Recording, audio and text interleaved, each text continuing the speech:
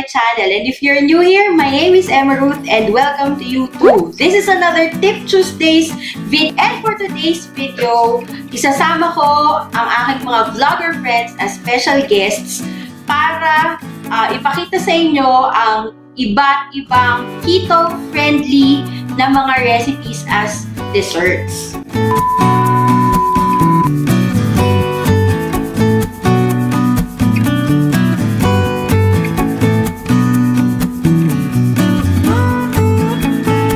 So without further ado, ibalik na natin ang ating mga vlogger friends. Number 1 is John Louie! Siya ang ating magiging chef for the day. Next is Ja. And next is Cressa. We need more space. Sana kasya tayo sa frame. And last but not the least, ang aming Unyi! Unyi! Lola G! Hello!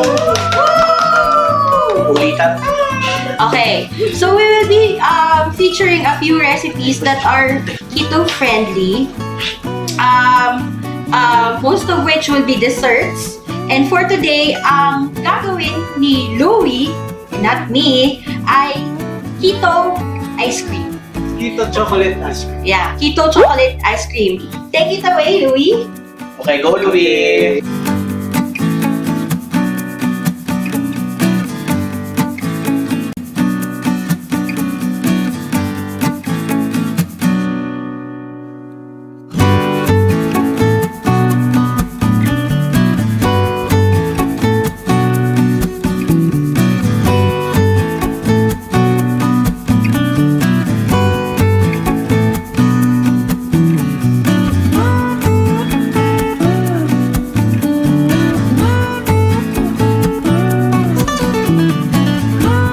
We need a bowl and some eggs. Ang kailangan lang natin for ice cream is yung yolk.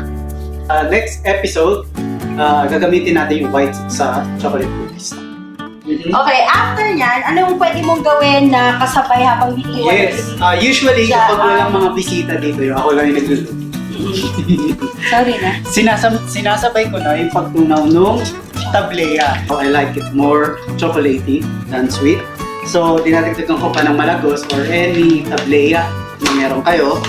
And then, kaya siya closest to being keto-friendly kasi gagamit tayo na instead of sugar is a natural sweetener, which is a Stevia! Yes. And then, at the same time, milk is actually keto-friendly by itself kasi gagamit tayo or gagawa tayo ng half and half. Mahirap maghanap ng half and half dito sa Pinas. Okay, usually ang half and half is not readily available. Pero actually yung mga milk or creamer na nakikita nyo sa restaurants are actually half and half. Or mas masarap kasi nailagay sa kape yung half and half or high in fat. So since hindi siya readily available, kuha ka lang or hanap ka lang sa grocery ng mga whipping cream or heavy cream na 36% fat, 32 to 36. Whole milk in as much as possible, which is medyo mataas yung kanyang fat content. 3.5, 2.5, pwede na yun. Basta wag yung mga pasteurized. So normally, ratio to create a half and half is 2/3 of portion ng milk and 1/3 portion of whipping. Saan siya normally? Ito is actually from Laguna. Hello, landmark. Na ito ay locally made, pero syempre makukuha nyo sa landmark. Oh yeah, I guess SM meron din, pero proudly Pinoy daw. From Laguna and heavy cream. How about yung stevia? So yung stevia, meron din naman dito sa ating mga Local resellers. resellers, high-end, kaya this is quite pricey here. Kapag may mga friends ako coming from Singapore, papabili ako. $7 itong stevia. So mga 230 to 250. And it's about 350 grams. 2.5 cups. Ang recipe ng ice cream is you have to have 3 cups of half and half and 1 cup of whipping cream. So para mas madali, since 2/3, 1/3 yung half and half, meron ka lang 2 cups of milk and 2 cups of Whipping cream. whipping. Okay, yun. Nag-gets nyo naman. Susulat ko na lang sa screen kung gaano karami yung quantity na kailangan. Yung egg white, gagamitin siya for chocolate cookies later on. Okay na yan? Or... Okay din. While separating, mag-heat na tayo ng half and half solution natin. Konti lang, siguro about a cup or half a cup. Para tunawin natin yung tablea and eto, it takes time to tunawin. So, gagawa na mixture. I need another bowl. Again, half and half is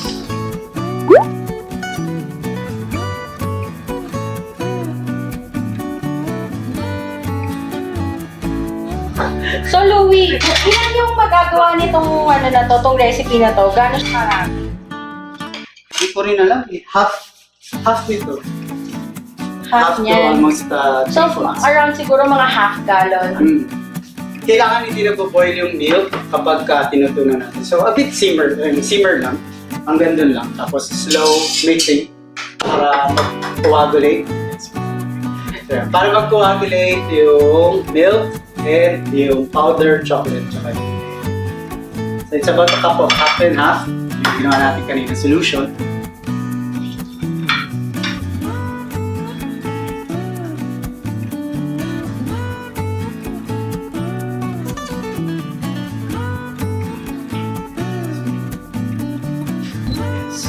Then, lagay na tayo ng mga 4-5 tablets.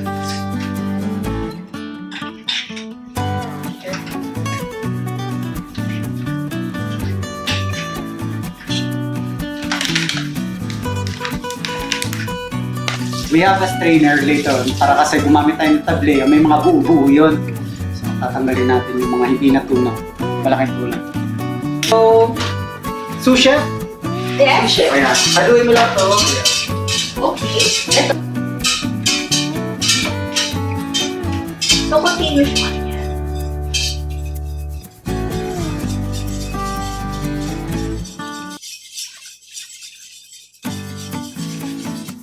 Ayan. Kailangan smooth siya mga. Yes, it's continuous.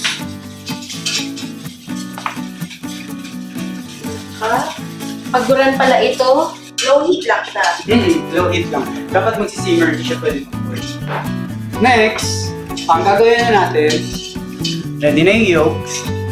Ang gagawin natin is, ibibit natin siya until medyo fluffy, medyo foamy.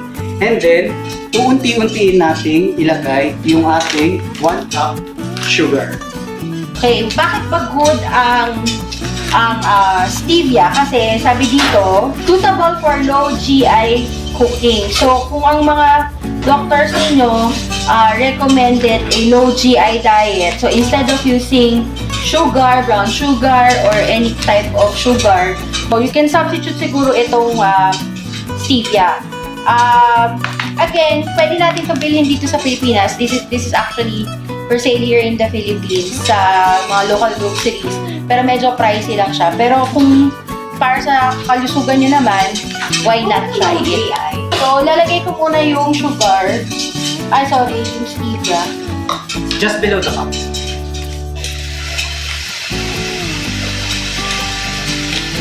Binibit lang natin. Usually, Whisk ginagamit nila, pero tamad ako.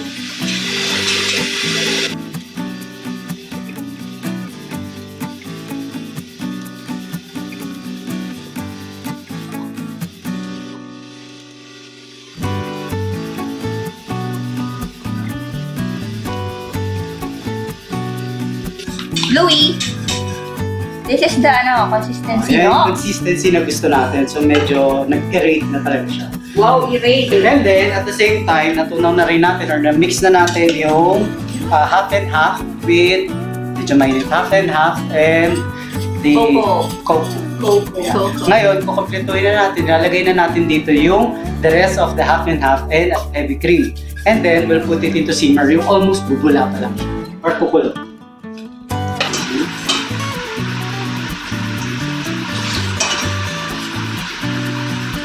Masarap yan dark cocoa.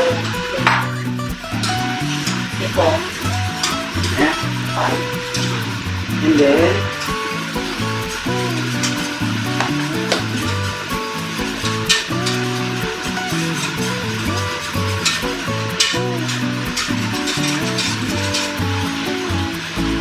Wala namang over-mixing dito. Walang. Mas gusto mo mag-overmix kasi para ma-aerate. Kaka-bubbles, talagang normal ba to na parang may bubbles siya? Okay. Para siyang Milo. Oo. Pag almost na nag-simmer na siya. Just pino-boiling daw. Or at least that's what I wanted to achieve. Iba na kung tama yung simmer na term. So, hindi siya magbabubbles na maliliit. Yung ibabaw. So, yung iba, ang Hindi na ginagawa siya yung talagang bubbles na parang klok, klok, klok, klok, klok. Ay, hindi. Yung ano lang. Yung Oo, yung pag sinabi, actually kasi, mini-measure siya ng temperature. Siyempre lang yung pang-measure. So, ang trip lang nila, yung iba, kung wala ka ng temperature, pang-measure, hindi just before mag... So, ano dapat yung consistency? So, it's like really heavy, big, cream texture niya. parang siyang ano, hot cake mix. And smooth. Kung masaya kapag meron kang mixer, kahit mo marahit. Hindi kailangan maging mahal. Hindi kailangan ng kitchen. Hanabishi lang, pwede na. Pero kung kaya ng KitchenAid. Why not? The next thing we're gonna do is to temper. Or, medyo mainit kasi yung ating half and half with chocolate solution. Unti-unti natin siyang ilalagay dito sa ating egg mixture. Kasi kapag binigla natin siya, naluluto agad yung egg. So makakakita ka ng buong egg dun sa yung ice cream. Unti-unti mo siya. And then, kapag almost the same temperature na yung egg mixture mo, tsaka yung ating chocolate and half solution, ibabalik na natin siya to simmer. Okay. So yun yung temper.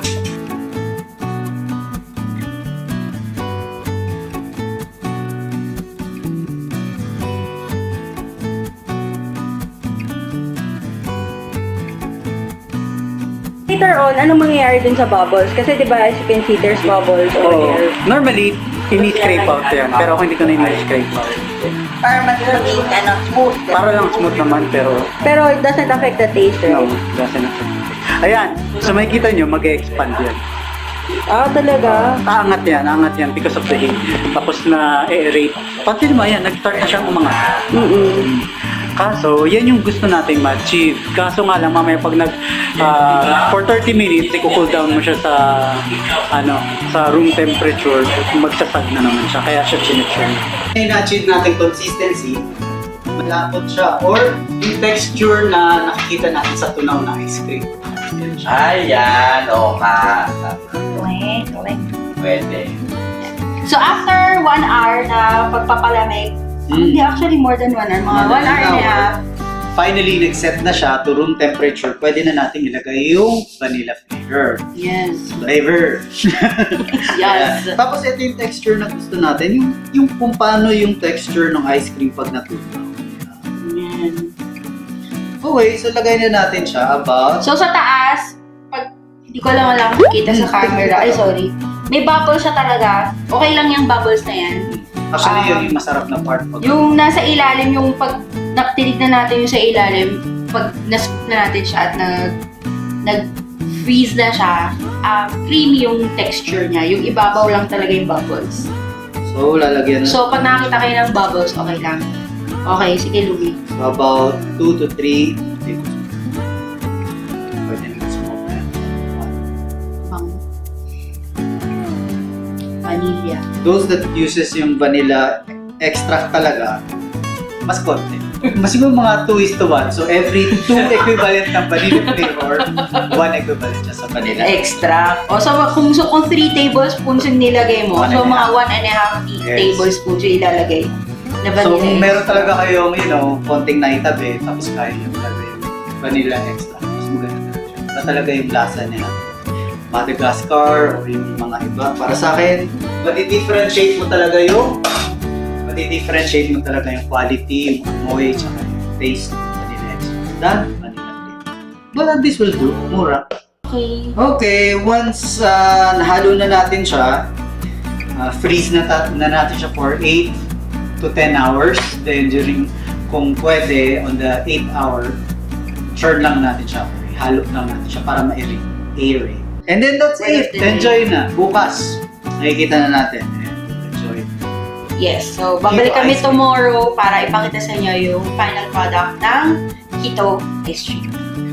It's the following morning and we are going to scoop it out from the container. So again, may bubble siya kasi ganun talaga siya. Kung gusto mong mas smooth, ang anong gagawin? Tatanggalin siya, i-churn siya ng 8 hour and then Every 15 minutes. every for 15 1 minutes hour. for 1 hour. Tapos, yung bubbles, pwede nyo naman siya tanggalin. Yes. Wow! So that's the consistency. Depende ng atin. So, kung na-churn, actually, di na kami nakapag-churn kasi antok na kami. Isa pang scoop para makita yun.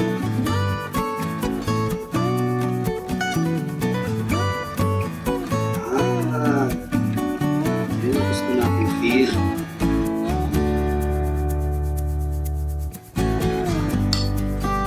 Rice bigel. Layo mong konti, hindi nakikita yung ano. Para may konting crunch. Pwedeng lagyan nung chocolate bits. Yan, pwede natin lagyan nun. Pero, It's on early in its the own, morning, so Okay, naka-fasting window pa ako. Siya lang naamoy ko lang siya. Sarap. So ako, kawawa. Kasi mamaya ko pa siya matitikman. On my 16th hour. Kasi pinagsabay ko yung keto tsaka yung intermittent fasting. So, fasting window is this. Di pa naman ako good. para siyang normal na ice cream, pero you'll never know that it's keto. So, success ang ating first keto dessert. Success siya. At maganda yung texture. So far, it's my best. It's my best Version yet. Iba pala talaga pag may katulog. Yes! Sana nagustuhan ninyo ang ating keto recipe for this week. Please come back next week for our next keto dessert na recipe.